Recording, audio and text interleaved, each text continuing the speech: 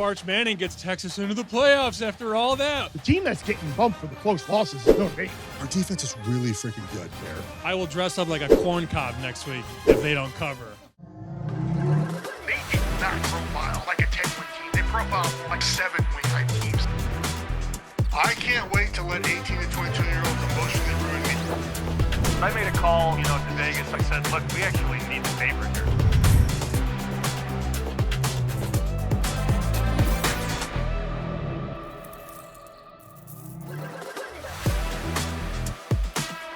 Welcome to Bear Bets. I'm the host, Bear Chris Fallica, Sammy P, Geoff Schwartz here as always in one of the more anticipated weeks of the college football season. This week, Tuesday night, the first edition of the college football playoff rankings were released.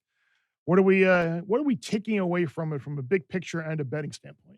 The committee hates Oregon. No, clearly they do. Down at number 9. It puts on. I think the takeaway is something that we've talked about for a while now, right? It's Texas to me. It's Texas. I don't think people are ready for Texas to be a playoff team. I think they looked at what they did in the early part of the season. It didn't go very well. They've ignored them. They maybe saw the final score of the Vandy game, didn't realize how that game actually went. Mm-hmm. And they have 2 games against Georgia and A&M coming up. And if they win one of those, I think it has to be Georgia first, and they lose to A&M, Bear, Sammy, they're in as a playoff team. Like they will be a playoff team as a 3-loss non-qualifier. They have to beat either Georgia or A&M. And the closer we get to that game next week, Bear, the better I feel about it. I think they're going to win one of them, at which point they're 9-3. The huge brand, the dollars, the eyeballs, Arch Manning. What if Arch Manning gets Texas into the playoffs after all that? Could he win the Heisman? No. I'm kidding. No, we're out. I think we're out there. But also, too, like, think about the rest of the standings in relation to Texas, right? The best ACC team right now is 14th, correct? So they're getting one team in. They're telling you right now, they get one team in. The Big 12, Utah. They got 3 teams ahead of the top ACC team. Ones are playing this weekend. Right. The loser's probably out. Utah's sort of sneakily sort of still there. Amazing. And like, so they're telling you like maybe 1.5.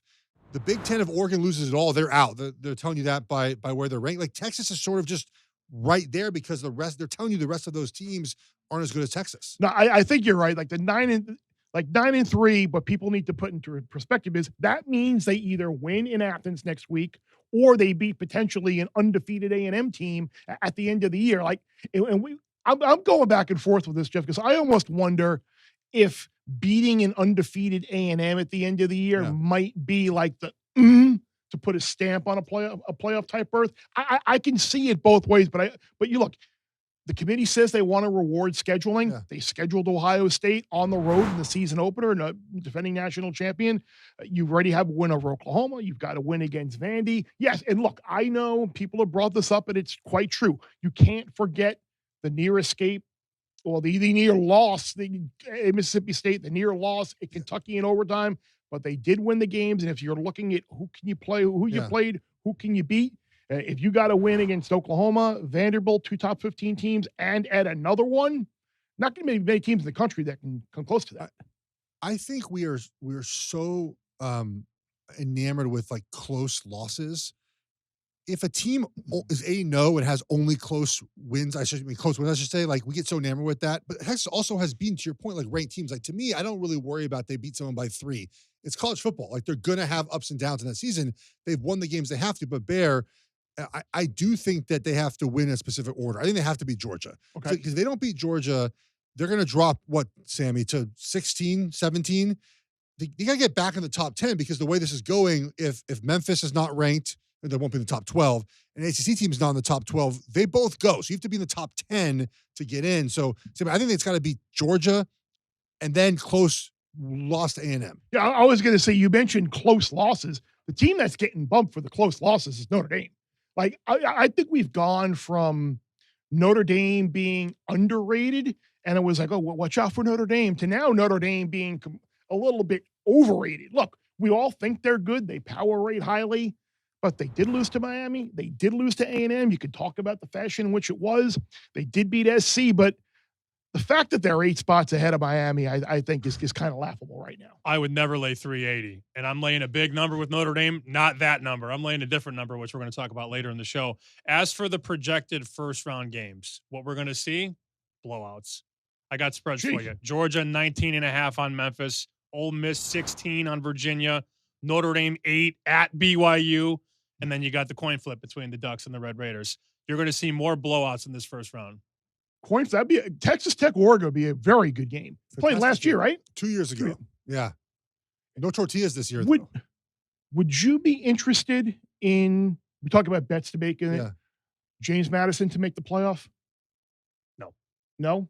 I mean, if Memphis loses this weekend, I think it makes them more appetizing. Probably not. Yeah, I don't know. I'm a little late to the party on JMU. I think they have more of a chance maybe than I let on. When we're back, Texas A&M head coach Mike Elko joins some Bear Bets. All right, Coach Elko's joining us on the show now. Refreshed after a bye week, hopefully. Do you get to relax during bye week? Like, is your Saturday spent watching ball with the family? How do we spend our bye week for the head coach of Texas A&M football? Yeah, last Saturday was a little bit unique for me. It was my wife's birthday, and so I got to unplug a little bit from football and spend the day with her. And you don't often get that when your wife has a November birthday, and so I kind of got some brownie points for that one. Oh, I'm sure she loved that. Are you going out? You grilling for her? Like, what's the plan for a no football Saturday for you? It's whatever she wants. That's basically how the plan is. The plan is, honey, today is your day. Tell me what to do, and that's what we're doing. So, do you give her a motivational speech like you do the rest of your team on her birthday? Like, does she wake up to a big Mike Elko speech? No, there's no speeches in the house. I basically just am like, okay, please just make sure that you stay with me and keep taking care of me. Let's talk about those pregame speeches that are all over social media. Are those something that you plan beforehand, how they're going to go, or just spur the moment? Obviously, your players really enjoy how you motivate them before games. Yeah, I don't know. I think we're in a game of men. I think when you get in and you talk to them, I think they want to hear a message that resonates with the game that we play. And so, for the pregame, obviously you have a thought of what you want to go in there and what you want to talk about. I think people appreciate genuine and authentic stuff. And so it certainly isn't scripted or rehearsed or choreographed, but you certainly have an idea on the messaging that you want to deliver. And, and then at halftime, you're just trying to figure out what is it that you need to do to push the buttons in the right direction to get these guys in go. But I think they appreciate the realness and the authenticism of it. Being real, being authentic might come through your music as well and your playlist and how you go about sort of energizing the team. Is that something that you decide? Is there a staffer? Do the kids have say? I hate calling them kids. They're not really kids, but do they have say in sort of the music that is on your playlist? So my playlist is my playlist. That's in my ear. That's not for anybody else. No, that's a deal we have with Turtle Box where they make us put out playlists for what we listen to on game day, and so that's an ear pod thing. No, we the locker room is sacred to the players, and so that they run and they control the locker room however they want it. That's something that we believe in. That's their area. That's what they should be able to do however they want. I agree with you. I've had coaches in the past that sort of meddle in the pregame, and you're like, can you just leave us alone, please? The worst, I don't want to get on a tangent here, Coach, but the worst is like the coach that comes in an hour before the game, like, hey guys, I was watching film last night. Right. I saw this one pressure from 7 years ago. Make sure, like, please, it's enough. If you missed it the first 100 hours of preparation, we're not going to get it an hour from now on game day. Coach, you're a defensive minded coach in a world of offensive football, right? And we see some of the top of the sport, some of these defensive coaches having success. What is it about your background on defense that might help you sort of navigate and coach in this world where offensive success is so important? Yeah, I'll tell you what I told a lot of ADs when I went through the hiring process. If you really look at it and study it, there's been more championships won in the recent modern era by defensive-minded head coaches who also understand the need and adaptation for offensive football. And so whether you look at Coach Saban, whether you look at Kirby Smart, whether you look at Marcus Freeman last year, there's a toughness and a grittiness I think that comes with being a defensive coordinator. And as long as you make the adjustment and awareness to understand how important it is to score points in this day and age of college football and allow your offense to do those types of things, I think that is the recipe for success. You worked your way up you were at Stony Brook, at Penn, at Fordham, at Hofstra. What did you learn along the way that got you prepared for when you became an eventual head coach? Everything. Everything. I think one of the things that I think we do here or try to do here is you're trying to maximize the efficiency of how this organization runs. And when you're at a place, call it whatever brand school you want it to be, where you can have success but still operate at a 50% efficiency, you don't learn that. When you're trying to squeeze every inch out of whatever school you want to mention to try to find a competitive edge and a competitive advantage, I just think you learn how to get your program running at a really efficient high level. And I've had that approach for a long time. I was with Dave Clawson for a lot of years. Dave was at Wake Forest and had a ton of success at Wake Forest. And that's not something that traditionally has happened there. And I just think you learn how to maximize the program that you're in. Let's talk about maximizing your quarterback and what Reed has done so far this season. What have you noticed from him as far as his growth throughout the year? I think it's very clear to see that he's getting a lot more confident, comfortable each and every week. Yeah, the biggest thing that I've noticed is people outside have noticed. We've always felt like we had a pretty good one. He went into the swamp last year in his first start and beat Florida pretty heavily, but he needed to make some strides in the passing game, and that was the big area of emphasis for him this offseason. And I think now what you see is a kid who can stand in the pocket and deliver the football and win a football game that way, like he kind of did at Notre Dame, or a kid who can be a dual threat kid like he had to be at LSU. And I think he's got a way to beat you now in a lot of different ways, and that's obviously really dangerous to defenses. Yeah, take me back to that Notre Dame game, just confidence-wise for your team. How important was it to go in and win that game? You won, obviously, in dramatic fashion. A win is a win, no matter how you get it. But how important was that to sort of deliver the message that, if you just do what we tell you as coaches and we prepare you, we can win games like this? Yeah, I think the biggest thing is how the game went. I think when you look back at that game, they blocked the punt for a touchdown.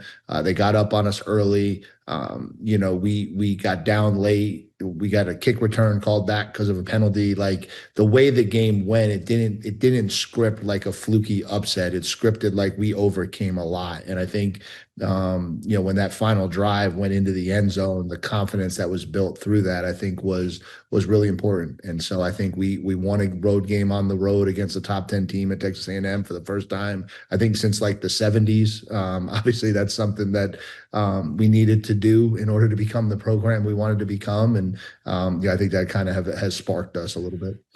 You mentioned sort of that win and what it meant for your program. This is a program that has been so close to getting to where you're at, and you've sort of now gotten them, I think, to where the fans expect A&M to be. How tough is that journey now, a year and a half in, to get to that point? I think people don't realize how hard it is sometimes to break through that, like that ceiling, and you've done it so far this season.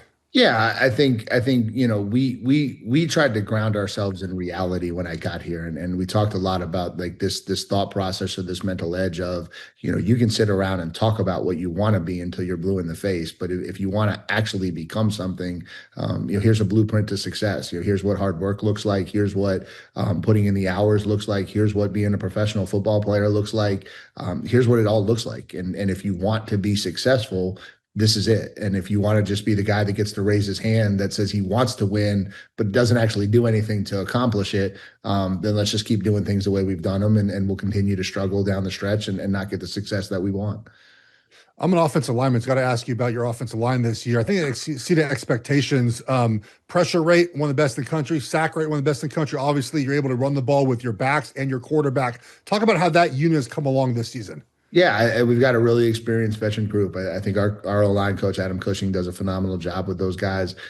We took over a group that was a little bit of a weakness the year before we got here, but brought back a lot of returning players. And now it's 2 years into our system, our coaching, with what we want that group to look like. And I think they've been awesome. They're going to obviously be in the conversation for the Joe Moore Award and be in the conversation for being one of the best offensive line groups in the country. And they certainly deserve it because I think they're playing at an elite level right now.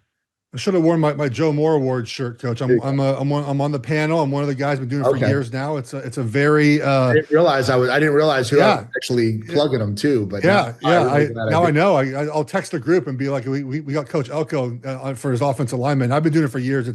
It's very passionate. It's an awesome award. Yeah. I'm glad you mentioned it because it obviously means a lot for your group and for everyone around the country. Turning our attention to your defense, what's your favorite part about this defense?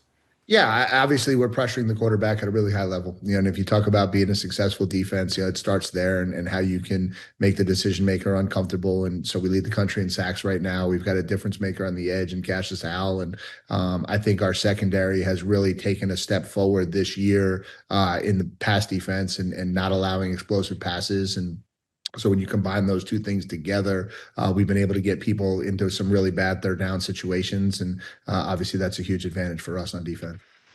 Talk about the explosive plays in college football, because I often talk about this. I'd love to hear from a head coach perspective. I think that's the number one thing we might overlook as analysts is explosive play rate. I think it's super important to success. Talk about what it means to you, either offensively or defensively, to limit those explosive plays. Yeah, I think it's really hard in the college game to be consistent. It just is. You're dealing with 18 to 21-year-olds. You've got young kids in there, and it's just not as consistent execution as you see in the NFL. And so, the difference maker becomes the explosives. If you can create them, obviously it leads to points. It leads to you having to not put together 12, 13 play drives. You can chunk down the field in 6 plays, and that's a lot easier. And then defensively, obviously, if you can limit explosive plays, you can allow and force offenses to kind of beat themselves and force themselves to get down the field. And so I just think it's a huge part of the college game because it seems to be the eraser every week.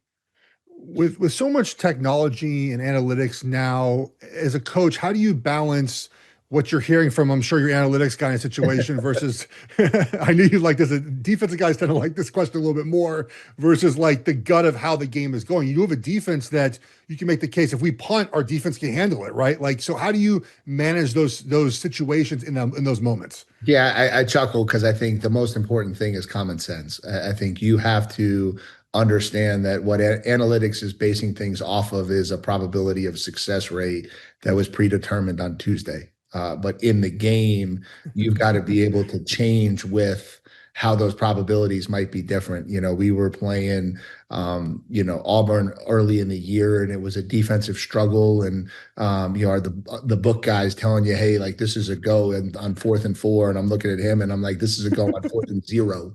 Like 0, it's just different. Like the game's not playing out the way we thought it was going to play out. But then vice versa, there's the other way. We go to Arkansas and we're in a shootout, and we know that's going to be a high scoring game. And so we went for it twice on 4th and 1 in our own territory, because possessions in that game were going to be valuable and points were going to really matter. And so, like, I just think you have to be able as a coach to identify the game, identify what's really happening, and then use the analytics information the right way. I don't think you should ever just use a book, because the book isn't decided on the spot. I agree with that. How much does player input matter? Look, players always want to go for it, of course, right? Coach, let's go for it. Yes, how's that conversation with your quarterback and your offense in those moments? Yeah, none. The players, you guys are the worst. So, you guys live in the emotion of the moment. We can't allow you guys now. You always talk to the OC. That's the guy that I always lean on. Like, hey, do you got a play that you feel good about executing? Do you feel good about something to call? But in terms of what I already know what you guys want. You just want to go for it every time. 4th and 15. Let's 4 verts, man. We got it, coach. I got wideouts saying, just throw me the ball. I'll be fine. Wait, do you have wideouts that tell you that during games? Like coach, like, give me the ball? Oh yeah. I think that's what you want. Like you want skilled kids that are competitive, and obviously there's lines, and our kids are great in terms of how they do it. But of course, we've got competitive kids that want the football. I actually told them earlier in the year, I had a meeting, and I just said, hey, listen, I'm all set with the fact that everybody wants more. Like that is just a human nature thing that we're just gonna let stand through the test of time around here. I agree. Look, wide receivers, you have to be a little selfish. It's a position where it's basically one-on-one. It's you versus someone else. Like you need the ball to be good at it, right? I certainly don't want them coming off the field saying, hey, it's cool if you don't throw it to me the rest of the day. That's not really the mentality I like that. I love that. Okay, let's end with this, Coach. We were debating this with some of the people on the staff here. You were at Duke, so you've experienced Carolina barbecue. I would imagine the triangle. You're now in Texas. Texas barbecue as well, very, very important. Eileen, Texas barbecue, Carolina or Texas, they're very different, right? Pork-based and vinegar-based. beef-based in Texas. What's your favorite barbecue? Yeah, so this is how I'll answer that to just make sure I toe the line of neutrality. If I wanted a pulled pork sandwich, I'm going to North Carolina. If I wanted some brisket and ribs, I'm going to Texas. And so I think depending on what you're after and what you're looking for, that's kind of how I've always divided the two states. I live in Charlotte, and so I'm a Carolina guy. I will say Texas wins. So I won't be neutral. I'll be the person. I'll be the decider here. The beef, the brisket, like, come on, guys.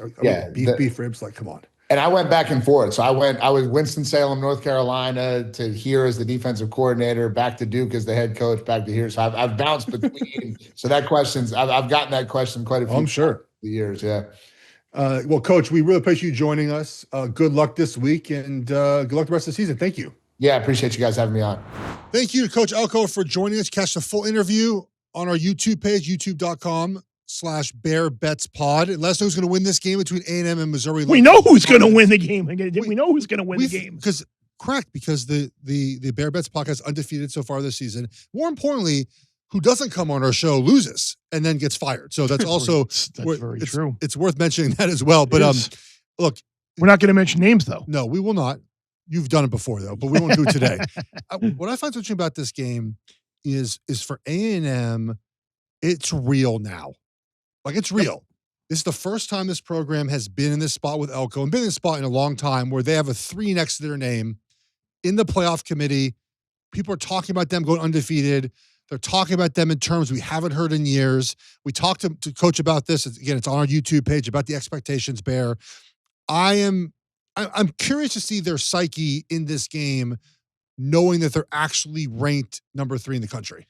I think their psyche is going to be fine. Like, I can remember instances a couple of years back. I remember when they were number 3 or number 4 in the playoff rankings. I think Summy was the head coach at the time, and they went to Mississippi State as a 2-touchdown favorite and lost outright. And they didn't handle the pressure well. I think the DNA, the mentality, the makeup of this team is a little bit different. They've overcome games on the road. The Notre Dame game most notably. They had a tough game as well. It's just more about, like, can Missouri actually show up here and win one of these games? They nearly did against Bama, but under Coach Drink, 1-19 since joining the SEC against top 10 SEC opponents, 0-8 under Eli Drinkwood. So, like, quarterback not playing as well, man, no Purple Peel. I would be surprised if A&M slipped up here. Missouri's defense, though, still pretty solid. Can they get through that A&M offensive line? That's the biggest question I have in the game. Obviously, they've had more time to get the youngster at quarterback ready to go. My numbers lean to the dog. I haven't gotten there yet, though. I have them 7 points apart on a neutral. And obviously, you give some home field to Missouri. But that youngster at quarterback, he really needs to protect the football in this game. And if he doesn't, they could get blown out. A&M's defense is susceptible to explosive rushes, and we know Missouri can run the football. Mm-hmm. But again, without that quarterback, are they just going to load the box up and say, you're not doing this to us in this game? Well, Mizzou runs it until they get inside the 3, and then they don't run it anymore. Isn't that so frustrating? I'm still pissed about that game. USC did it last week, too. USC had a 15-yard run, a 13-yard run, a 15-yard run to get the 7-yard line, threw the ball 4 straight times afterwards. Best running back in the country. We're at the 1. What do we do? Run the quarterback. I'm I'm sure that half a point won't come back to haunt me in the contest, in the super contest. Yeah. It won't, Bear. We have faith in you. Appreciate it. No jinx here. Back for the Week 11 slate, the most important game of the weekend, the only one that matters. My Oregon Ducks at Iowa, 3:30 Eastern. Oregon favored by 6. Totals coming plummeting down 40.5. I'll let you go first, Sammy, in this, and then I'll finish up with what I want to talk about. I'm taking the points. I would love 7. Don't think we're going to get 7, though, Bear.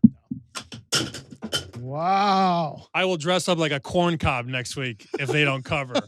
And you can wear your outfit again if they win. When Indiana went to Iowa, that's my barometer for this game. Mm-hmm. It was 10-10 at the end of the third quarter, and Iowa matched Indiana's physicality. Oregon did not match Indiana's physicality. So now you're going to lay 6.5 on the road with Oregon.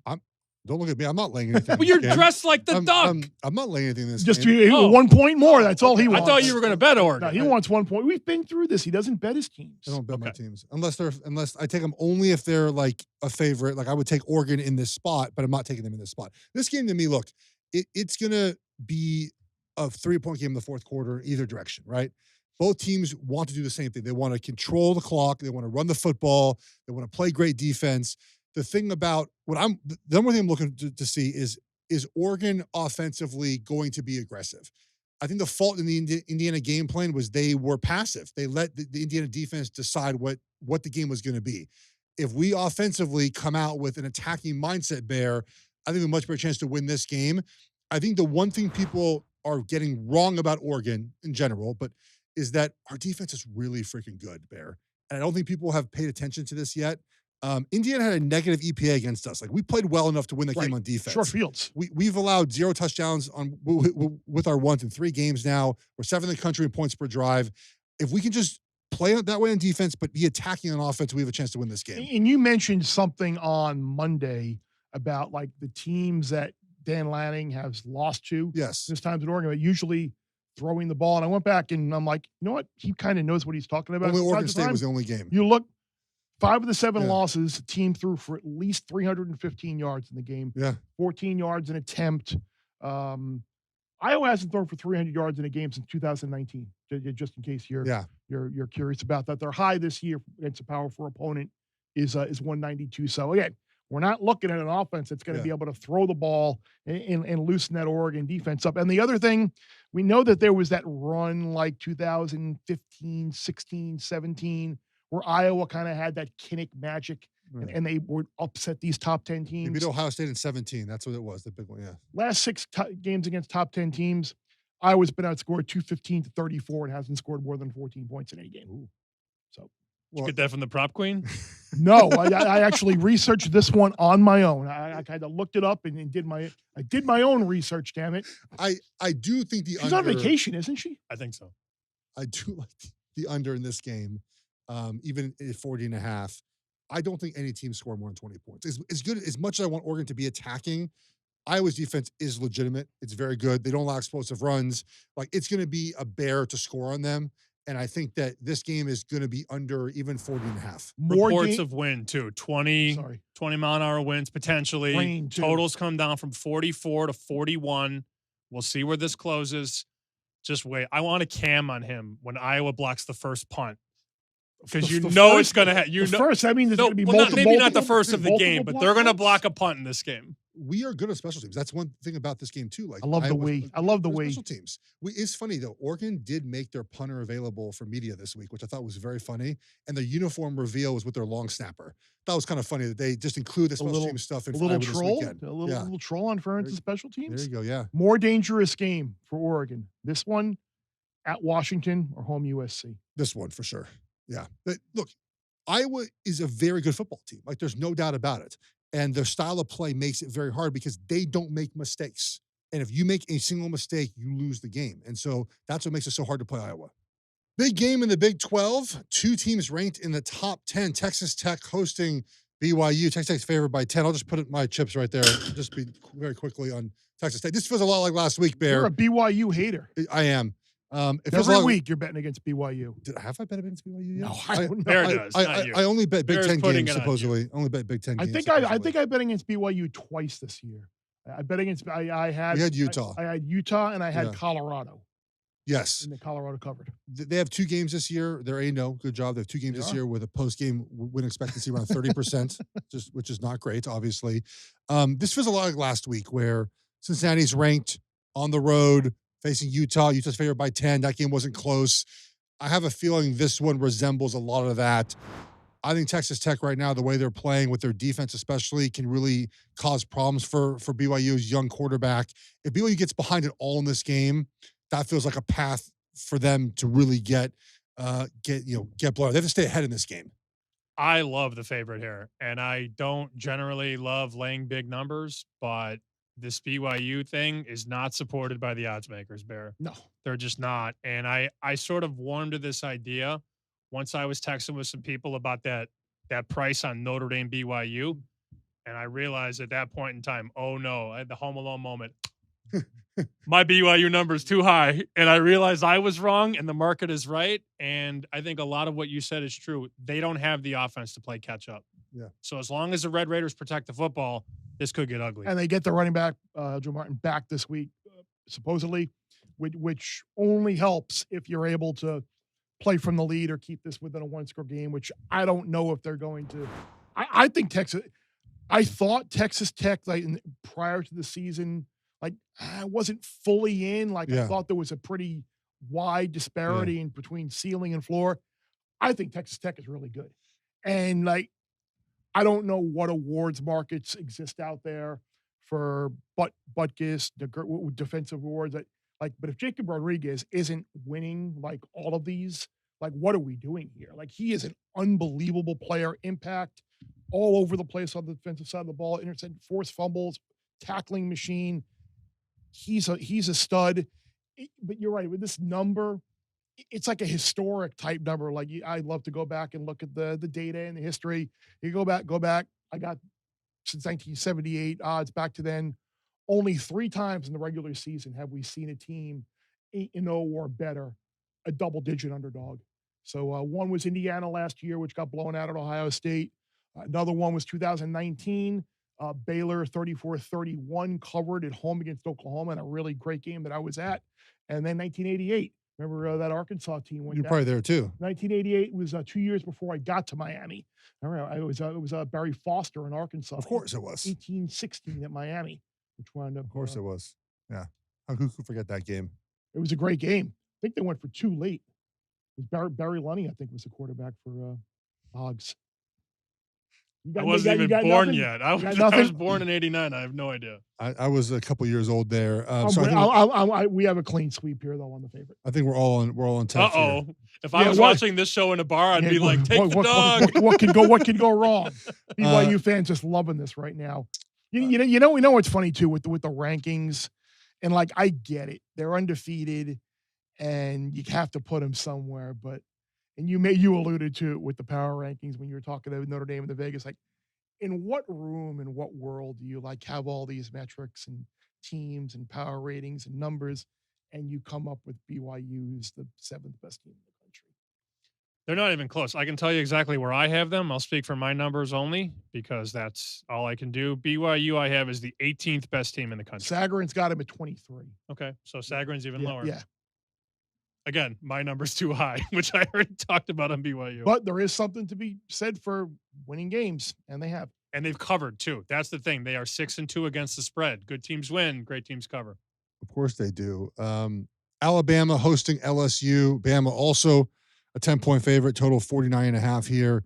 We've talked a little bit about the fired coach bump, right, where teams have fired coaches and gone on the next week to cover games. Some win outright. LSU, let's go with Brian Kelly.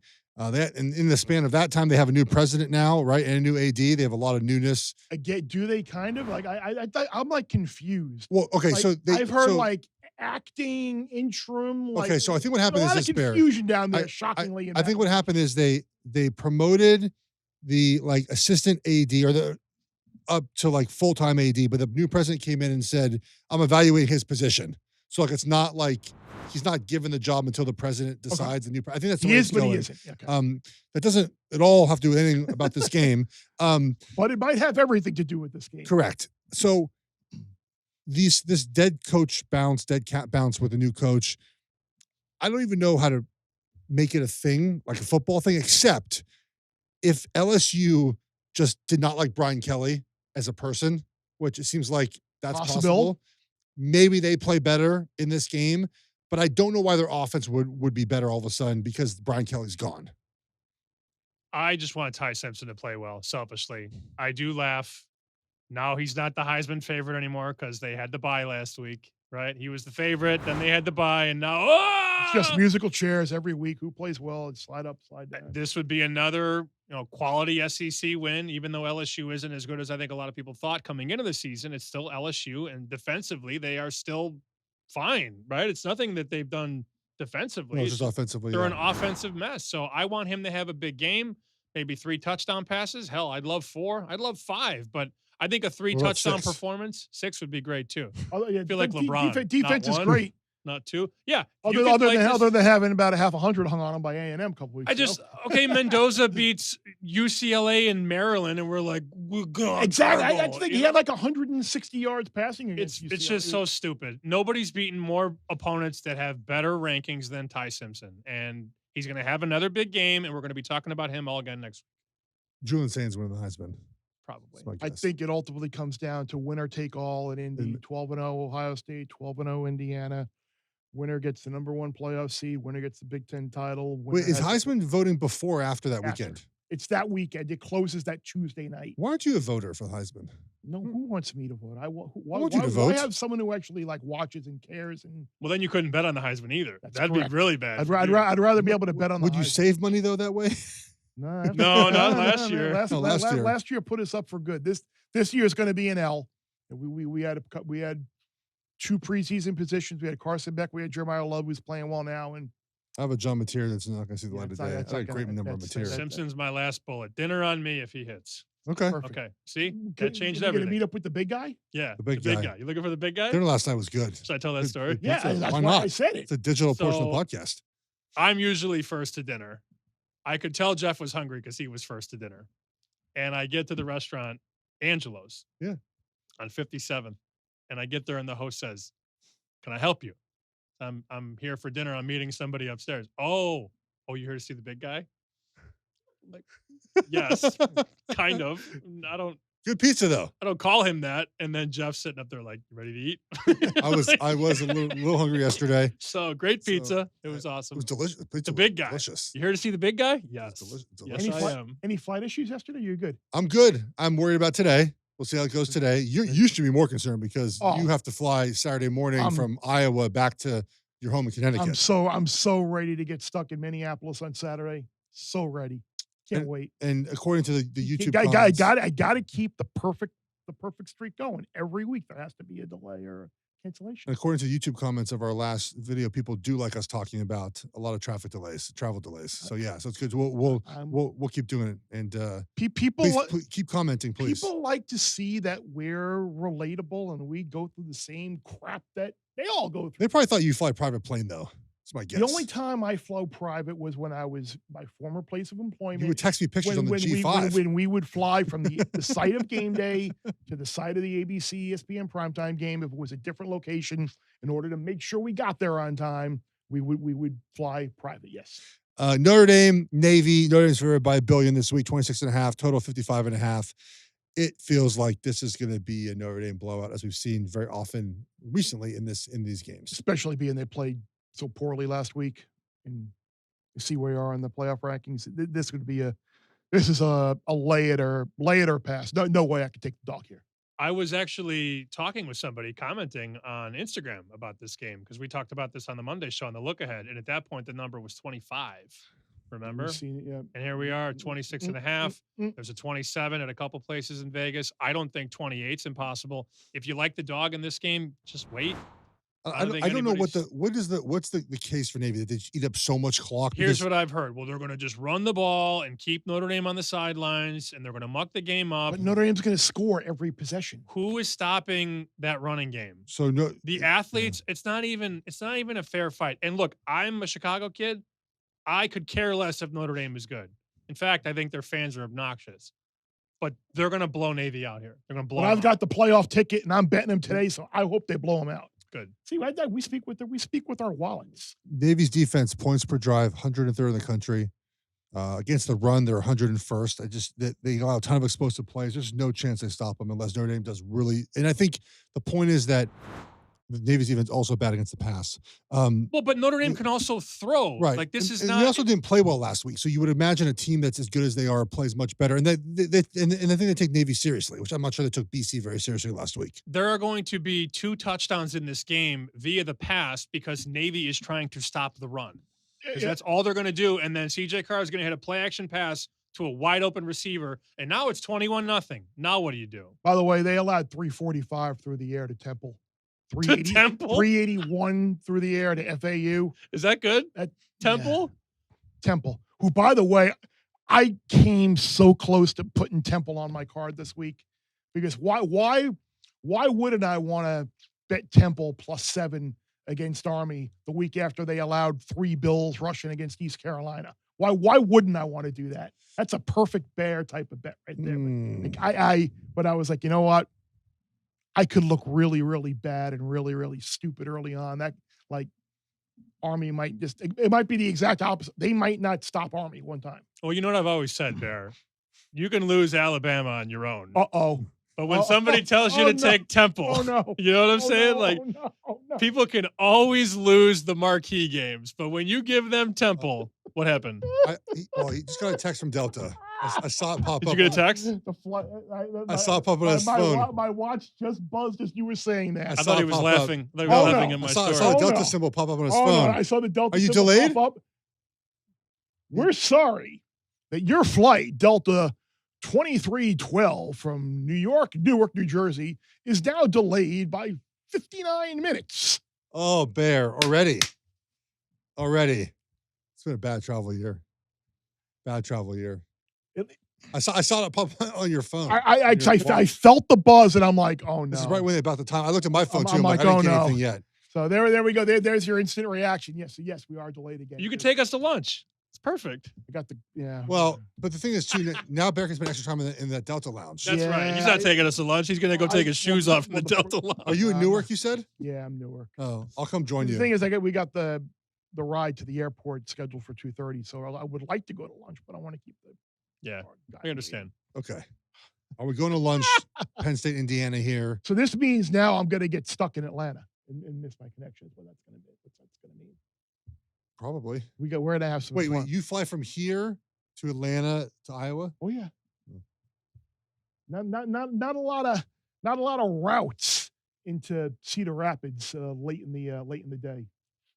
Your options get minimized when you have to leave at 4:35 in the afternoon. Maybe if you get your flight gets delayed or canceled, you make it up to our Super 6 game of the week in Harrisburg, in State College, between Indiana and Penn State. We'll both have columns out breaking down this game later in the week about what will the outcome of the big noon matchup be. That's actually not the big noon matchup. It's the matchup that's on Fox at 12 o'clock. It's the big noon kickoff noon game. Correct. It's at noon on Fox, but your show is at Iowa. Allegedly, we're covering 2 different games. I love it. But I don't know what the case is for Penn State. I thought last week they gave a lot of effort in the first half. They scored 14. One of that was a short field after a turnover, and it still took them like 5 or 6 plays to get in eventually. Indiana, look, I had Maryland last week. I knew it was a dumb bet when I made it. It is what it is. But 10-3 for a while. They were kind of hanging out. It was 24-14 after Maryland scored out of the half. It was 24-14. And then Indiana scored 4 straight times in a row, forcing multiple turnovers. Like, that's what they do to teams. They just suffocate you. And Penn State, what's this crowd going to be? What's this vibe going to be this weekend? I think no one's going to be there. It's a noon game. The weather is turning a little colder. I think Indiana's just so workmanlike. They're not going to have down weeks. It's just hard to lie on the tracks in front of a freight train. And that's what Indiana is. Aside from one game this year, they've just dominated. And they've never really been out of control of said game. And I don't know that just suddenly starts against a team starting a young quarterback. Defensive talent is there, but the defensive talent isn't tackling Bear or covering. I don't know what's up schematically. I mean, we know the talent is there. It's a mess. Everything is a mess at Penn State. Yeah, it just feels like we've seen this example numerous of times in both more so I think college, but NFL as well, where you've got one side of the ball that just can only hang in there for so long. You know that the other side of the ball isn't going to be able to do anything.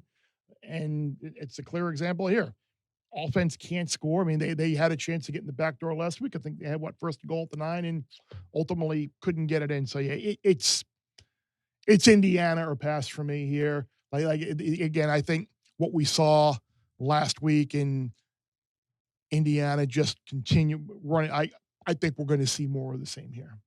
Who's your pick to be the Penn State head coach as of right now?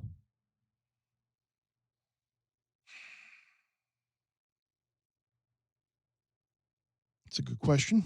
Obviously, I'm pausing on it. It feels like we had this, like they've been forgotten about because the 2 names that I would strongly consider I mean, I brought up the whole Joe Brady possibility very early on, but again, people that I've spoken to now say that he's looking for an NFL job. The two names I would consider are Brent Key from Georgia Tech. The question is, would he leave his alma mater at Georgia Tech to go to Penn State? Don't know. The other name is Pat Fitzgerald. Like that's a guy who's won in the Big Ten with lesser resources and lesser talent. He's got a great track record there. He was exonerated and that's the thing that ultimately I think will not put Penn State down that path because of what's gone on at Penn State in the past. And you hear about hazing and controversy and things like that. Even though he was completely exonerated, you probably still think that there might, do we want?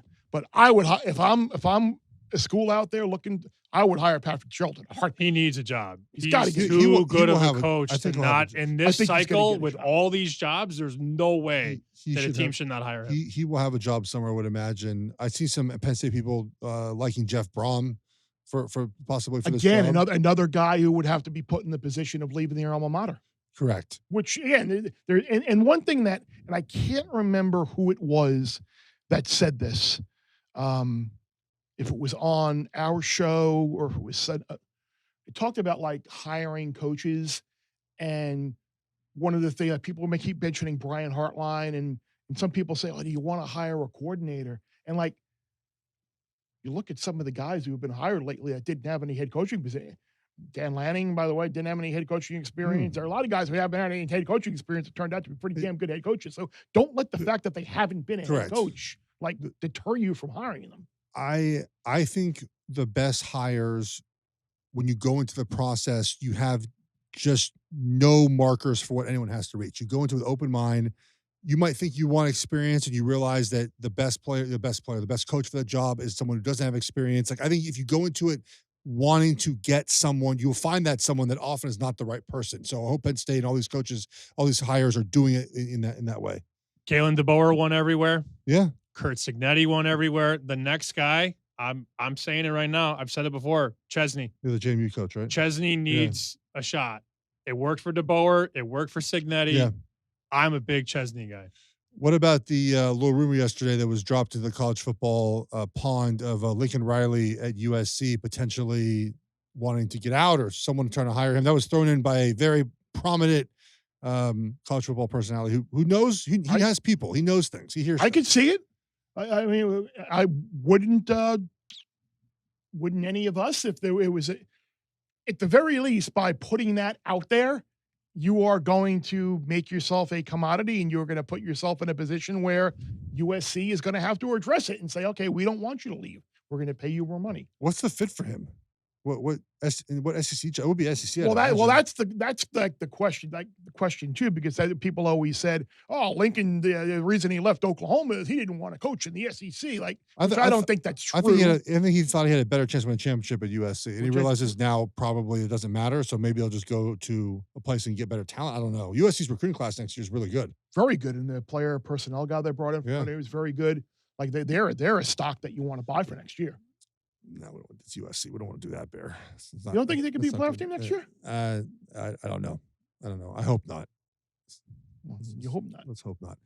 One more game to get to, maybe. Who knows? Nebraska's hosting UCLA. UCLA's hosting Nebraska, Bear. What do you make of Nebraska after that loss? Riddle's out for the season. That was a pretty bad loss for Nebraska. A team that had aspirations for the playoffs. Mm-hmm. A team that, again, had a top 25 team come to town. A game that they should have won, Bear. I mean, USC didn't play that great up to their potential. They look like a USC team on the road. Play calling, again, a problem. And they lost again. And I know Rayola got hurt. I get it. But this is going to be a weird vibe for them. We're going to Rose Bowl with 27,000 fans this weekend. You see UCLA is trying to get out, supposedly, of the Rose Bowl. We told you that a couple of weeks ago. Move to SoFi. Yeah. And seems to be a problem there. But I think UCLA wins this game. I think it's that simple. The chat had it first. You had it first? Chat had it first. Chat had it first. Yeah, the chat had it first. What do you think about Nebraska, UCLA? It's got to be UCLA or pass for me. And we talked about this last week, too, and I know UCLA is not ranked, but it's unfathomable that Nebraska's lost like 28 straight games against ranked. Makes Like, no sense. like you can accidentally Correct. trip into a win over a team ranked 23rd that mean, winds up 5-7. UCLA just did it against Penn State. They just tripped it. Like, and Matt Rule, good on him for. I'm a Matt Rule guy. I love Matt Rule, but and good for him for getting his point. I'm just not in on the Raiola hype, even though I know he got hurt and that sucks and he's out for the season. But I just, when I watch him play, I don't understand the hype behind him. Whenever I watch him play, I feel disappointed. And that's the way I feel like Nebraska plays. You play like your quarterback. And there's just something missing from Raiola. And I think that's going to show this weekend. He's even more when he's on the lineup. They couldn't do anything against USC. They can't even run the ball. Very, very conservative when they. And USC's defense can't stop the run like they should have. I think they should have won the game with the backup, but they didn't. Any other games before we get to our 2 minutes? Yes. Got anything? I'm good. A couple of little nuggets here. Mississippi State seems like they are a very popular underdog this week. I've seen their name pop up a lot. Yeah. Early in the week. Kirby Smart, 26-0 away from home against unranked teams. 22-0 against unranked SEC teams away from home. So typically the Dogs go on the road and well, look ahead spot though. And get those. It is a little bit of a look ahead spot. Speaking of another look ahead spot, the Duke Blue Devils, who I think are they now the short shot to win the ACC after we talked about that the other day. Like Georgia Tech and Duke are right near the top. A lot of people are on UConn this week. UConn 3 losses, all in overtime. Duke has the game against Virginia next week. They win that. They're probably in the ACC championship game. Maybe a look ahead spot there. So a couple of little nuggets. And Penn State, which we talked about before too, first time since 2014, they've been a double-digit home dog against someone other than Ohio State. One other game we talked about last night, Sammy, quickly, Louisville, Cal. I think we both like Louisville. It's like 20.5 now. It's insane. He told me we can't trust Cal either way, which I understand. I respect and agree with that sentiment. I mean, Louisville was 17.5, open 17.5, I think. Well, now at 20.5, it's a different conversation. But Geoff said, how can you bet Cal? How do you know? Or how do you bet Louisville? How do you know which Cal you're going to get? It was like what we were joking about on the big news set with Brady last week. We talked about the Nebraska USC game. Like, okay, what do you want? You want to take the team that has lost 26 straight games against ranked opponents and Matt Rule, who's 0-18 as a Power 4 head coach? Or do you want to bet Lincoln Riley, who's 0-12 was a favorite outside the state of California? Right. Well, I bet I bet the middle. Choose your own poison. I bet the middle. I bet Nebraska to cover.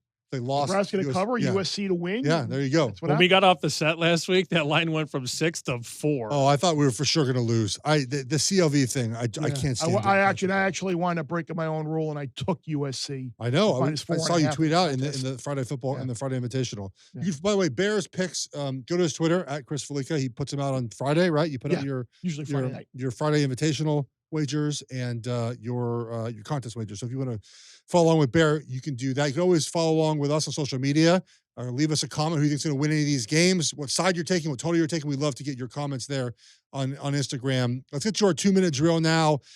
Favorite over-under of the week. Sammy, go ahead.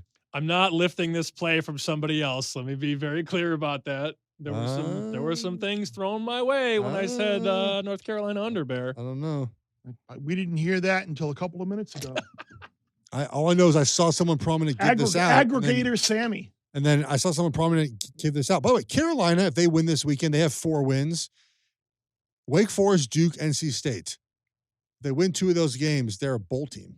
Yeah, a lot of people were very critical of them, and we certainly were like, how are they going to win any game? Give them credit. Like the Cal game, they very easily could have won. The Virginia game, you go make the right decision, you go for 2. And then last week against Stanford, Syracuse rather, walk-on quarterback, never had a chance. And so they've looked like a much better team the last 3 weeks. Because of their defense. Bill has finally figured it out, and I do like the under in this game. Bear, what do you got? I'm going to be rooting for my friend Geoff this week. Unlike Sammy, I'm rooting for my friend Geoff. Iowa team total under 16.5 points. I don't think they can throw. I think the weather is going to be crappy. Do you know it's cold in Big Ten cities sometimes? It is cold. It's going to be 40s and rain from what I gather. Hopefully I'll have even more flight delays and flight issues on Saturday trying to get out if I even get there, which is 50-50 at this point. So who the hell knows? But Iowa team total under 16.5 is my total I like the most. There's a little bit of Bear, I think, that feels like if he gets delayed enough, he can just sit at home in his cozy house and watch this game. Not have to go to Iowa City for this one. Non-0% chance of that happening, it appears. You'll have your little set with the plastic, so you can make sure that you're. When I came to see you Northwestern, remember you were in that you didn't even use your little set because it was raining so much. You were. Oh, that was unbelievable. Yeah, corner. I was gonna say it was coming in. The rain was just sideways. So I just was literally tucked in the corner of the. Thought you were gonna get blown in the lake. Yeah. I was. Yeah, it was fun. What a place to be. I like Notre Dame over 41.5 points against Navy. We talked about it. Let's go. Look, this is tough though because if you got to score on nearly every possession to start the game. They will. So, but I think they do that. Also, defensively, they could force a couple turnovers to have against Navy before, and so I think it's done here. All right, underdog, they can win outright. Oh, I'll get Sammy's here. What is it? And thanks for having my back on Notre Dame over. I do not have your back, Iowa. Who can win outright? Iowa. When everyone does this in their shows this week, right? You should only watch our show, by the way, but everyone does this in their show. They pick their favorite upset of the week. Everyone's going to pick Iowa this week. No chance. You're No on the way. side of the public. Everyone's going to pick Iowa? I think so. You're on the side of the public. It feels like I have noticed 4 dogs that are very popular this week. We'll see. Iowa, Mississippi State, BYU, and UConn. That corn costume is Those four dogs, this week. they have flea tendencies. I am not scared. Ain't scared. I'm gonna ask Kay to bake a bunch of corn decorations too. If we're gonna pull. I'll wear whatever you want. Okay, Not whatever you want. Bear, what's your upset of the week here? Anytime you can bet on a team that's lost 5 games this year and hasn't allowed more than 24 points in a game this year, got to be able to do it, right? They lost 10-3 at home to Kentucky. Hugh Freeze got fired. DJ Durkin in. Auburn plus 210 on the money line against Vandy. They're getting 6.5 as well. We have Vandy. We saw the mad fourth quarter comeback last week. Get the backdoor push, cover, whatever. By the way, why did you give Texas at minus 3.5 last week, Sammy? I don't know. I don't think that I did. Did I do that? No, I'm giving you a hard I time. know. It was 2.5. Yeah. The guy on Saturday who bet 3.5. I bet 3.5. Right. You suck. Nice call. Yeah, I told you. Nice to bet call in 2.5. Texas. Do you want to plug your newsletter real quickly? You should plug your newsletter. No. Go to Sammy's newsletter. It's a good newsletter. Check it out. Thank you, Geoff. Plug. Everyone's listening. We have millions of listeners right now. You might as well plug your thing. I like Tulane. Don't listen to this, Ryan, please. But I think Tulane's in a spot this week off a bad loss. Memphis off a win. Like it beat Rice pretty handily. That was a good performance by Memphis against Rice, though. Very much came out right at left, no doubt. A very spot where they could get in trouble. I do wonder, Tulane. Their coach is being talked about to get another job. I do wonder how that affects their play, but so is Silverfield. So kind of both in the same spot in this game. That's it for our 2-minute show. We're back with our best bets. All right, we're back for our best bets segment. We'll lead off with Bear, who's either second or third in the contest. We've had a good year, Bear. Good column year, good year on the show, good year in the contest. What do you got for us? I got to dodge that 2 and 5, 3 and 4 type week. So doing so far so good. Shocking, ugly sides this week for me. Imagine that. Never. Yeah. Auburn, a team which hasn't allowed more than 24 points in any game this year, getting 6.5 against Vandy. DJ Durkin takes over for Hugh Freeze at head coach. Certainly can't hurt. So give me the Barners, as the Bama folk like to call them, plus 6.5. Wake Forest plus 7, coming off of a blowout loss against Florida State. They go to Virginia, which again just finds new and dramatic ways each week to win and cover. So give me them plus the points. Give me Deacons.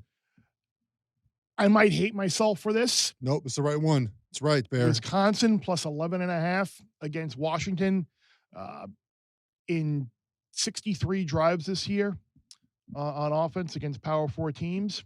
Wisconsin has scored a total of 4 touchdowns. That doesn't instill a great bit of confidence in me, but I think it's the right side. And then Tulane, again, coming off of an ugly performance against UTSA, getting 4 against our friend Ryan Silverfield in Memphis. I like the Washington. I like the Wisconsin side. I will be playing that also. That Washington's not as good on the road. Their defense isn't great. Can Wisconsin get 17 points?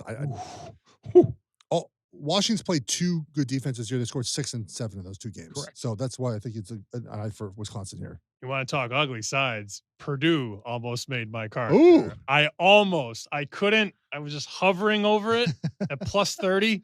Did you put it like into the bet slip? And Yes. it just never hit enter. Yeah. but stick the tongue out and try and press the button. You just can't get there. That was Purdue for me. So I'm going to start with Notre Dame. My favorite bet of the week. We talked about this on Monday. It was 24.5. There's a 27 at South Point right now in Vegas. And I do think, Bear, by the time we get to the weekend, there's a really good chance this is 27.5 or 28. So if you're going to bet Notre Dame, you want to bet it ASAP. If you like the dog, just wait. Iowa plus 6.5. He's really hammering that home. They don't cover. I will wear a corn costume. You looked it up. I see there. It's in your cart. It hasn't. $35 at Target, man. That's more than my drink last night at the hotel. Not by Watching much. Toledo finally cover a game. Texas Tech minus the 10. I know you like Texas Tech as well. And then my favorite spot in college football is when the dog that nobody wanted to bet becomes the favorite that everybody wants to bet. Nobody wanted SMU last week against Miami. And now everybody's betting them because, Boston College stinks and Bill O'Brien is not happy. Boston College plus 10.5. All I know is the 2 times Oregon has struggled this season, Sammy, just to give you a heads up. I was out of the house. This game, I will be sitting on my couch at 3:30. So just letting you know it's going to be tough for Iowa to cover this game. All right, here we go. I like Indiana minus 14.5 on the road at Penn State. I just think Penn State right now as a program, kind of dead. Like, what's this game going to be? They can't score, right? They scored 7 last week on a short field, forced a fumble. Indiana right now, the way they finish games too, like this game would be close early. They just finish games in such an exciting fashion. They're going to score a bunch of points here. I'm just fading Colorado. This number is so bad. West Virginia is not 6 points better than anyone else, but Colorado is dead right now. They demoted their OC and scored 7 points before Arizona put their backups in. First start for Juju Lewis on the road. Don't love that. And I'm fading Nebraska in this spot, taking the Bruins at home off the bye. What's Nebraska without Raiola? And also now their season's now crushed. Their season's over. Like what they wanted to do this season has now ended. And I like UCLA here minus the 1.5 at home. I'm not sure how good they are. They're off a bye. They're refreshed. Nebraska also can't stop the run. I think the Bruins can run the ball here, Bears. So that's what I like. There we go. 3 games right now. I was texting with Chris Andrews, and I asked him yesterday, am I a jamoke for liking Penn State? And he said, depends on how you look at it. And I went, what does that mean? He goes, well, my number's lower, but they may have quit. And there may be nobody in the building. No one's going to be there. That's what I am worried about is just the general atmosphere there, disappointment, angst. They played well for a half last week, and then ultimately second half, Ohio State said, we're good. Bye-bye. Speaking of bye-bye and good, we're good here. Another one in the books. Appreciate you watching on FS1, YouTube, Apple, Spotify, wherever you get your podcasts. For Geoff, for Sammy, I'm Bear. Remember, let's see bet. More you lose when you win.